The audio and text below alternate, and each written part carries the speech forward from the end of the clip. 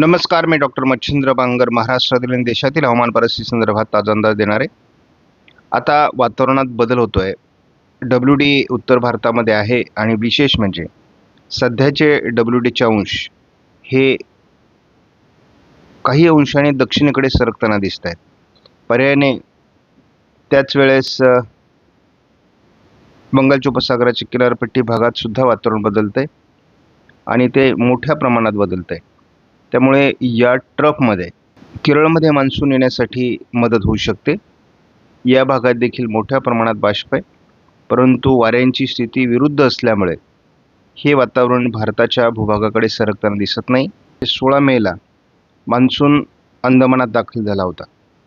त्यानंतर 16-17 नंतर 18-22 अशा पद्धतीने तो पुढे सरकला, परंतु मोठे मोठे टप्पे घेत जवळपास आता मान्सूनला येऊन 18 दिवस झाले आहेत.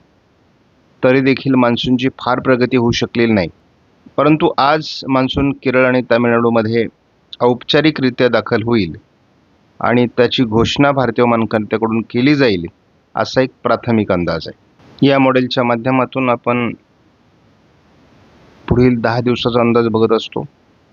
आज 4 जून आहे. मान्सूनचे 3 दिवस संपलेले आहेत. 4था दिवस सुरू होतोय. महत्त्वाचा हवामान बदल म्हणजे या ठिकाणी अंदमानाच्या दरम्यान वादळी सिस्टम निर्माण होणं अपेक्षित आहे, कारण मान्सूनच्या पूर्वकाळात एकही वादळी सिस्टम बनू शकली नाही. जून, जुलै, ऑगस्ट तसा फारसा वादळी नसतो. मात्र पुन्हा सप्टेंबरपासून पुढे वादळी सिस्टम बनू शकतात. जोपर्यंत वादळी सिस्टम बनत नाही तोपर्यंत मान्सून सक्रिय होणार नाही. आज या ट्रफनुसार महाराष्ट्राच्या काही भागात पाऊस होऊ शकतो.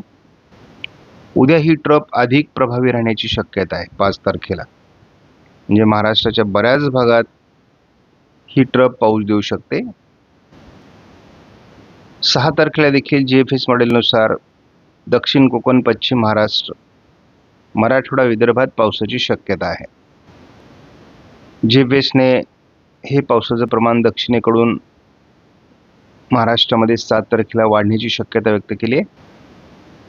दक्षिण कोकण, पश्चिम महाराष्ट्रात पावसाचं प्रमाण 8 तारखेला वाढण्याचे संकेत GFSने दिले आहेत. दक्षिण मराठवाड्याच्या काही भागात जोरदार पाऊस होऊ शकतो आणि कोकणामध्ये 9 तारखेपासून पावसाच्या ॲक्टिव्हिटीज वाढू शकतात असा अंदाज आहे.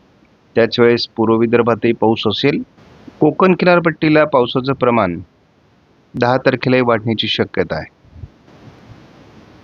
11 तारखेला गोव्याच्या दरम्यान एखादी वादळी प्रणाली विकसित होऊ शकते का? GFS मॉडेलने काही वातावरण दाखवलं आहे. 12 तारखेला विशेष महाराष्ट्रात वातावरण नाही. मात्र 13 तारखेला दक्षिण कोकण, पश्चिम महाराष्ट्र, दक्षिण मराठवाडा या भागात पावसाचा प्रभाव निर्माण होऊ शकतो असा अंदाज आहे. आज 4 तारखेला वाऱ्यांची स्थिती सुधारते. आपण या ठिकाणी बघतो की काही वारे हे या पद्धतीने भारतीय भूभागावर सरकताना दिसत आहेत आणि या ठिकाणी मात्र वारे अजूनही याच पद्धतीने पुढे सरकत आहेत आणि मोठ्या प्रमाणात वारे चीनच्या समुद्राकडे जात आहेत. मात्र या वाऱ्यांमध्ये आपल्याला बदल या ठिकाणी दिसतोय. बऱ्याच वाऱ्यांचा प्रभाव अशा पद्धतीने वरती सरकताना दिसतोय, म्हणजे पश्चिमी शाखा सक्रिय होईल. दक्षिणी शाखा सक्रिय होण्याकरता या पद्धतीने वारे प्रवाहित होऊ लागले आहेत आणि या ठिकाणी असलेल्या चक्राकार स्थितीकडे ते जात आहेत. त्यामुळे मान्सूनचे वारे भविष्यामध्ये सक्रिय होण्यास मदत होईल आणि ही या ठिकाणी ते टर्न होण्याची शक्यता आहे. ECMW मॉडेलनुसार जर बघितलं तर आज मराठवाडा आणि विदर्भात पावसाळी ॲक्टिव्हिटीज वाढू शकतात अशा प्रकारचा अंदाज या ठिकाणी देण्यात आलेला आहे आणि त्यामध्ये हा संपूर्ण पूर्व विदर्भासहित मराठवाड्याचा काही भाग आहे. त्याच वेळेस आपल्याला दक्षिण कोकणाच्या या काही भागात पश्चिम महाराष्ट्रासहित म्हणजे कोल्हापूर, सांगली, रायगड, रत्नागिरी, सिंधुदुर्गमध्ये सुद्धा पाऊस वाढू शकतो आज, अशी परिस्थिती आहे. उद्या महाराष्ट्राच्या बऱ्याच भागात पावसाची शक्यता आहे. यामध्ये विदर्भ आहे, मराठवाडा आहे, दक्षिण कोकण आहे. 6 तारखेला मोठे वातावरणीय बदल आहेत. दक्षिण कोकणासहित मराठवाड्याच्या बऱ्याच भागात पावसाचं वातावरण वाढू शकतं आणि विदर्भामध्ये देखील पावसाची शक्यता आहे बऱ्याच भागामध्ये. 7 तारखेला मोठ्या प्रमाणात वाढ महाराष्ट्रातील पावसामध्ये दाखवण्यात आलेली आहे आणि जर आज मान्सून केरळमध्ये आला तर या वातावरणाला अधिक ताकद मिळण्याची शक्यता आहे. त्यामुळे मी यापूर्वी सांगितलं, जरी मॉडेलमध्ये पावसाचे अंदाज कमी दाखवले जात असले तरी जसा मान्सून पुढे सरकेल तसं महाराष्ट्राच्या दक्षिणी पट्ट्यात मोठ्या प्रमाणात पावसाचं वातावरण तयार होऊ शकतं. गोव्याच्या दरम्यान तयार होत असलेल्या वादळी सिस्टममुळे थोड्याफार प्रमाणामध्ये हे वातावरण कमी होण्याची शक्यता आहे. हा 8 तारखेचा अंदाज आहे, परंतु दक्षिणेकडून महाराष्ट्राच्या चंद्रपूर, नांदेड, लातूर, धाराशिव, सोलापूर, सांगली, कोल्हापूर, रायगड, रत्नागिरी, सिंधुदुर्ग या जिल्ह्यात पाऊस राहणार आहे. विदर्भाकडून पाऊस कमी होतोय 9 तारखेला, पण मराठवाड्यात पाऊस वाढतोय, पश्चिम महाराष्ट्रात वाढतोय, मध्य महाराष्ट्रात वाढतोय, दक्षिण कोकणात वाढतोय. 10 तारखेला पुन्हा एकदा विदर्भ, दक्षिण पश्चिम महाराष्ट्र आणि दक्षिण कोकणात पावसाचा जोर वाढणं अपेक्षित आहे. 11 तारखेला मात्र केवळ या भागामध्ये म्हणजे विदर्भाचा आणि मराठवाड्याचा दक्षिणी भाग, थोडं दक्षिण कोकण असं वातावरण आहे. मी जो खंडाचा अंदाज दिलेला आहे त्यानुसार थोडं अजूनही खंडाचं वातावरण दाखवलं जाते, परंतु मान्सून जसा पुढे सरकेल तसं वातावरण बदलेल. विदर्भ आणि कोकण असं वातावरण मात्र 12 तारखेला दाखवलं जाते. 13 तारखेला केवळ कोकणामध्ये वातावरण आहे, थोडं चंद्रपूर, गडचिरोलीमध्ये वातावरण आहे. मात्र 14 तारखेला पुन्हा एकदा बदललेलं वातावरण सकारात्मक व्हायला सुरुवात होईल. या मॉडेलमध्ये आपण एकत्रित अंदाज जेव्हा बघतो तेव्हा साधारणपणे आपल्याला दिसते की उद्यापासून पावसाचा जोर दक्षिणी भागातून महाराष्ट्रात वाढणार आहे आणि तो प्रत्येक दिवशी वाढत जाण्याची शक्यता आहे. जवळपास 10 तारखेपर्यंत ही वाढ आहे. 11-12 तारखेपासून पुढे मात्र ही वाढ कमी गतीने होणार आहे. केवळ कोकण भागामध्ये ही वाढ अपेक्षित आहे.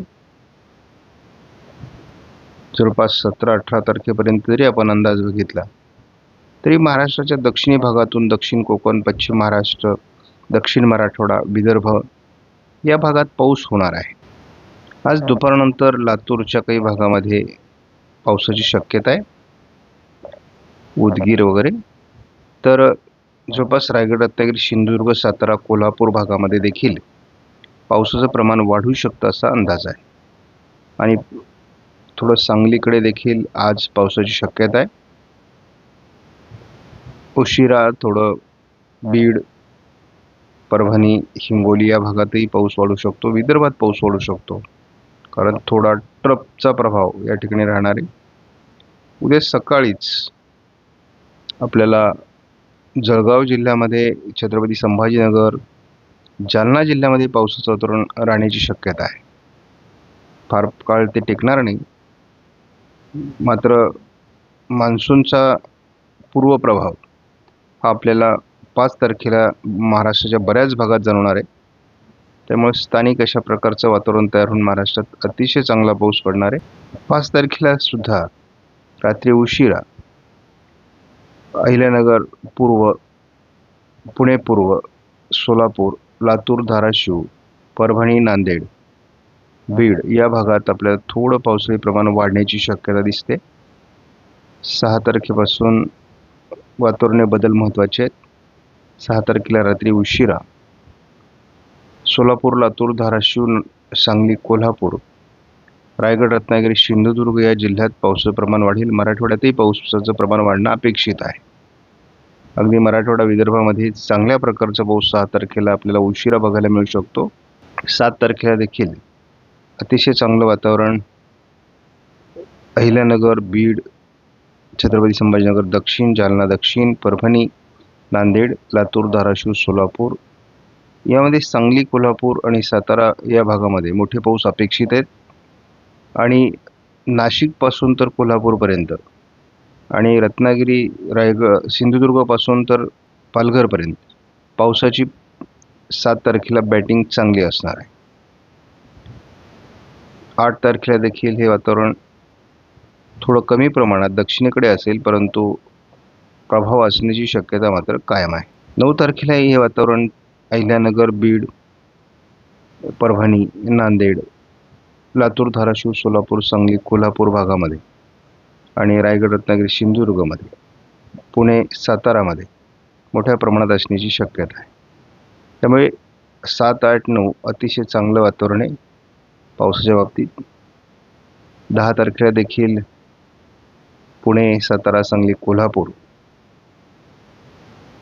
सोलापूर, धाराशिव, रायगड, रत्नागिरी, सिंधुदुर्ग जिल्ह्यांमध्ये चांगलं पाऊसमान असणार आहे. थोडं उशिरा विदर्भ, मराठवाड्यातही पाऊस राहील. 11 तारखेपासून मात्र हे वातावरण थोडं उत्तरेकडून कमजोर आणि दक्षिणेकडे सरकलेलं असेल. मराठवाड्यातही थोडं तुरळक वातावरण राहील. तीच परिस्थिती 12 तारखेला दिसते. 13 तारखेलाही दिसते. 14 तारखेलाही आपण हे वातावरण बघतो, परंतु 11, 12, 13, 14 पुन्हा एक खंड सारखी परिस्थिती होईल आणि पावसाचा जोर कमी होणार आहे. परंतु मी सांगितलेलं आहे, मान्सून जर पुढे सरकला तर मात्र या वातावरणात बदल होऊ शकतो. आपणास व्हिडिओमधील माहिती महत्त्वपूर्ण वाटल्यास लाईक करा, शेअर करा, चॅनलला सबस्क्राईब करा. धन्यवाद.